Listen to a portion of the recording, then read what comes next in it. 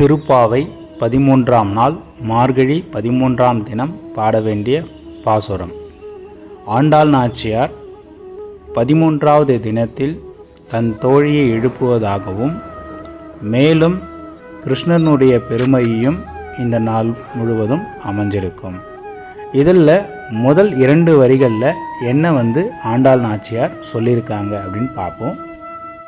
முதல் 2 வரிகள், புல்லின் வாய் கீண்டானை பொல்ல அரக்கனை கிள்ளி கலந்தானை கீர்த்திமை பாடிப்போய் அப்படின்னு முதல் 2 வரிகளில் பாடிட்டு இதில் என்ன சொல்கிறாங்க அப்படின்னாக்கா, பகாசூரன் என்ற ஒரு அரக்கன் இருந்தால் அவனுடைய வாயை கிழித்து எரிஞ்சதாகவும் கிருஷ்ணனுடைய அந்த வீரத்தினுடைய தன்மையையும் வெளிப்படுத்துவதாகவும் இந்த 2 வரிகளில் பாடியிருப்பாங்க. அடுத்தது இதே லைனில் ராவணனுடைய தலையை கிள்ளி எழுந்தானே அப்படின்னு ராவணனுடைய தலையை கிள்ளி தூக்கி போட்டதாகவும் சொல்லப்படுகிறது. அடுத்த 2 வரிகளில் பிள்ளைகள் எல்லோரும் பாவை களம்புக்கார் வெள்ளி எழுந்து வியாழன் உறங்கிற்று அப்படின்னு அடுத்த 2 வரிகளில் சொல்கிறாங்க. இந்த 2 வரிகள் என்ன சொல்கிறாங்கனாக்கா, நம்மளுடைய தோழிமார்கள் அனைவரும் பாவை நோன்பு அல்லது பாவை களம் அல்லது கூட்டு பிரார்த்தனை அப்படின்னு நம்ம புரிகிற மாதிரி சொல்லலாம். இது மாதிரி எல்லாரும் போயிட்டாங்க, இன்னும் நீ எழுந்துக்காமல் இருக்க, வெள்ளி எழுந்துற்று வியாழன் உறங்கிற்று அப்படின்னா என்னன்னாக்கா, சூரிய உதயத்தினுடைய அடிப்படையில் தான் அந்த நாள்லாம் கணக்கிடப்படுது. இன்றைக்கும் சூரிய உதய அடிப்படையில் தான் ஒரு கிழமை தோன்றும்.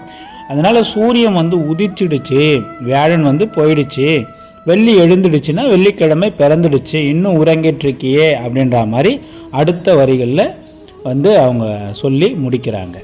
அடுத்த 2 வரிகளில் புல்லும் சிலம்பின்கான் போதறிய கண்ணினாய் குள்ள குளிர் குடைந்து நீராடாதே அப்படின்னு அடுத்த 2 வரிகளில் பாடுறாங்க. இந்த வரிகளில் என்ன சொல்லியிருப்பாங்க அப்படின்னாக்கா, எப்படி குளிக்கணும் அப்படின்றது சொல்லியிருப்பாங்க. அதாவது பறவைகள் அந்த எழுந்து பறவைகளும் குளித்து கத்திட்டு அழகாக பேசிட்டு போயிட்டுருக்கு. குள்ள குளிர் குடைந்து நீராடாதே அப்படின்னாக்கா, மேலோட்டமாக குளிக்காதே. நம்ம எப்படி குளிக்கணும்னாக்கா, நல்லா முழுகி தண்ணியில் போயிட்டு குளம் ஏரி அந்த காலத்தில் அதுதான் அதிகமாக இருக்கும். அதில் எப்படி குளிக்கணும் அப்படின்றது நல்லா முழுகி அந்த நீரோட குளிரை நம்ம உள்வாங்கி அந்த நம்ம உடம்புல இருக்கக்கூடிய வெப்பத்தை போக்கி நல்லா மகிழ்ந்து குளித்து நம்ம அந்த பரவசத்துக்குள்ளே இணையணும் அப்படின்ற மாதிரி ஆழ்ந்த அந்த கருத்தை தெரிவிக்கிறாங்க. அப்படியே அடுத்த வரிகள் என்ன சொல்கிறாங்கனாக்கா, பள்ளி கிடத்தியோ பாவை நீ நன்னாளாய் கல்ல தவிர்ந்து கலந்தேலோர் எம்பாவாய் அப்படின்னு பாடல்களை முடிக்கிறாங்க. இந்த 13வது நாள் பாடலை இந்த கடைசி 2 லைனில் என்ன சொல்கிறாங்க அப்படின்னாக்கா, இதில் பள்ளி கடத்தியோ பாவாய் நீ நன்னாளாய் அப்படின்னு சொல்லுவாங்க. அப்படின்னா என்னன்னாக்கா, பள்ளினா தூக்கம், பள்ளி கொண்ட பெருமாள், நீ தூக்கத்தை கடந்து நீ எழுந்து வா அப்படின்னு சொல்லிட்டு, கள்ளம் தவிர்த்து கலந்தேலோம் எம்பாவாய், கள்ளம்னா நமக்குள்ளே இருக்கிற கள்ள கபடம் அப்படின்னு சொல்லுவாங்க பார்த்தீங்களா, அதை தவிர்த்து நம்ம போய் இறைவனை பற்றி புகழ்ந்து பாடலாம், பெருமையை பாடலாம் அப்படின்னு ஒவ்வொரு நாளிலும் அந்த மார்கழி மாதத்தில் எவ்வாறு எழுந்துக்கணும், எவ்வாறு இறைவனை பாட வேண்டும் அப்படின்னு நம்ம தொடர்ந்து ஆண்டாள் நாச்சியார் செய்வதற்குண்டான வழிமுறைகளை செஞ்சிட்ருக்காங்க. அதாவது இந்த கிட்டத்தட்ட 13 நாள்லையும் என்ன ஒரு விஷயம் அப்படின்னாக்கா, நமக்கு எது ஒரு கம்ஃபர்டபுளாக ஃபீல் பண்ணுறோமோ அந்த இடத்துல போய் அது நல்லதா கெட்டதா அப்படின்றது நம்ம யோசிக்கிறது இல்லாமல் நம்ம அங்கே செட்டில் ஆகிறதுக்கு பார்ப்போம். ஒரு சாப்பாடு பிடிச்சிருந்தாலும் அந்த சாப்பாடு பின் விளைவுகள் இல்லாமல் சாப்பிட்டுடுவோம். ஒரு ஏசி ரூமாக இருந்தாலும் அதனால் வரக்கூடிய பின் விளைவுகளை பற்றி யோசிக்காமல் அங்கேயே அந்த சொகுசிலே வாழ்ந்துடுவோம். அது மாதிரி இந்த மார்கழி மாதத்தில் என்ன சிறப்பு இருக்கும் அப்படின்றதுனாக்கா, நாம் அந்த குளிரோடு போய் ஒன்றி அந்த பச்சை தண்ணி அப்படின்னு சொல்லக்கூடிய ஆற்று குளத்து நீரில் குளிக்கும்போது, வெந்நீர் இல்லாமல் அந்த குளிர்ந்த நீரில் குளிக்கும்போது உடல் வெப்பம் முழுவதும் தனிஞ்சு நாம் உடம்பு நியூட்ரல், அதாவது சமநிலைக்கு வரக்கூடிய ஒரு தன்மையை பெறும். அந்த மாதிரி அடையும் போது உடலில் உள்ள உறுப்புகளும் ஆரோக்கியம் அடையும். அது மட்டும் இல்லாமல் உடம்புக்கு இயற்கையாகவே ஒரு பக்குவம் உள்ளது. எந்த சூழ்நிலையும் எந்த நிலையிலையும் வந்து அது வந்து தன்னை வந்து தகுநிலைப்படுத்திக்கக்கூடிய அமைப்பு உடம்புக்கு இயற்கையாகவே இருக்குது.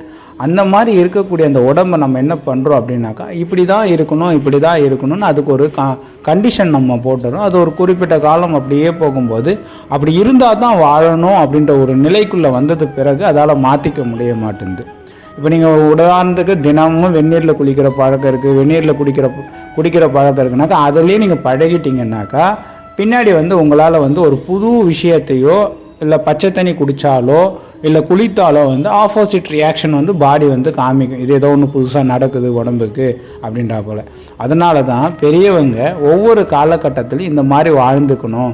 வெயில் காலத்தில் வந்து பச்சை தண்ணியில் குளிக்கிறோம், மழை காலத்தில் வந்து சுடு தண்ணியில் குளிக்கிறோம். அதே போல் குளிர்காலத்துலேயும் மிக குளிரான தண்ணீரில் குளித்து நம்ம உடம்பை வந்து பக்குவமாக வச்சுக்கணும். அப்படின்ற பருவத்துக்கு ஏற்றா போல் நம்ம உடம்பை மாற்றிக்கிறதுக்காக தான் மார்கழி மாதத்தில் விடியற் காலையில் பிரம்ம முகூர்த்தத்தில் எழுந்து அந்த பூஜை புனஸ்காரங்கள் செய்யும்போது உடலும் மனமும் ஆரோக்கியம் அடைந்து நாம் எப்பொழுதும் கல்ப தேகத்தோடு வாழ முடியும். கல்ப தேகம்னா அழிவில்லா தேகத்தோடு வாழ முடியுன்ற ஒரு பழக்கத்தை சைவத்திலையும் சரி வைணவத்திலையும் சரி மற்ற மதங்கள்லேயும் இதுதான் வந்து குறிப்பிடப்படுகிறது. உடலையும் மனதையும் பேணி காப்பது தான் ஒரு நம்ம சால சிறந்தது. இந்த பாடல்களை 1க்கு 5 முறை வந்து படிங்க அல்லது கேளுங்க, கேட்டு நீங்கள் பயன்பெறுங்க. பாடலை வந்து முழுமையாக நம்ம பார்ப்போம். புல்லின் வாய் கீர்த்தானை பொல்ல அரக்கனை கிள்ளி கலைந்தானை கீர்த்திமை பாடிப்போய் பிள்ளைகள் எல்லோரும் பாவை களம்புகார் வெள்ளி எழுந்து வியாழன் உறங்கிற்று புல்லும் சிலம்பின்கான் போதறிய கண்ணினாய் குள்ள குளிர் குடைந்து நீராடாதே பள்ளி கிடத்தியோ பாவை நீ நன்னாளால் கள்ள தவிர்த்து கலந்தேலோர் எம்பாவாய் என்ற பாடலை 1க்கு 5 முறை வந்து படித்து பயன்பெறுங்க. நமோ நாராயணாய.